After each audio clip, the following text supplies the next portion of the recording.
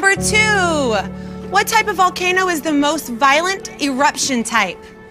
One of the most important parts of teaching is making sure that your students are having fun. You know, my goal as an elementary school teacher is that when the students leave my classroom, I want them to have a love for learning. Composite volcanoes are large, mountainous volcanoes. Mountainous? Oh, mountainous volcanoes.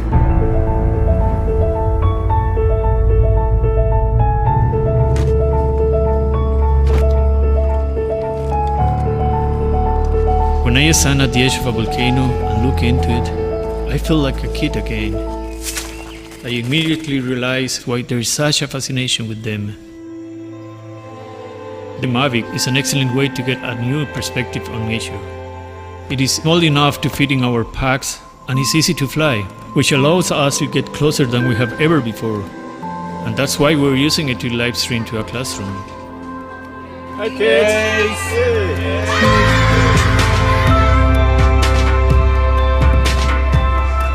So here we are. We are on top of Paz volcano. We have a couple of questions from you guys. All right, Rihanna?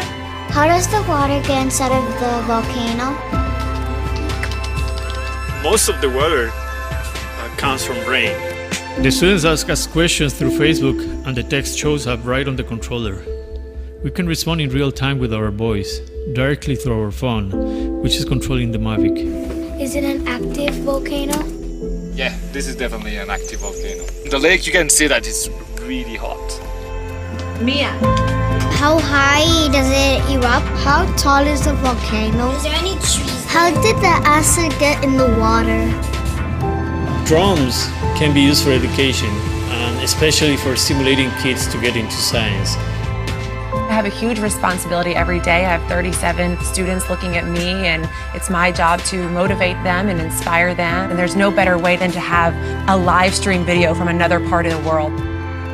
These drones are taking students to places they've never been before. It's such a rewarding feeling seeing the smiles on my kids' faces. There's nothing better than that.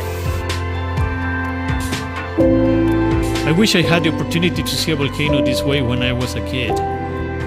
Now, with so many cool tools to get close to volcanoes, I can see lots of kids becoming great scientists and explorers. It's a great feeling.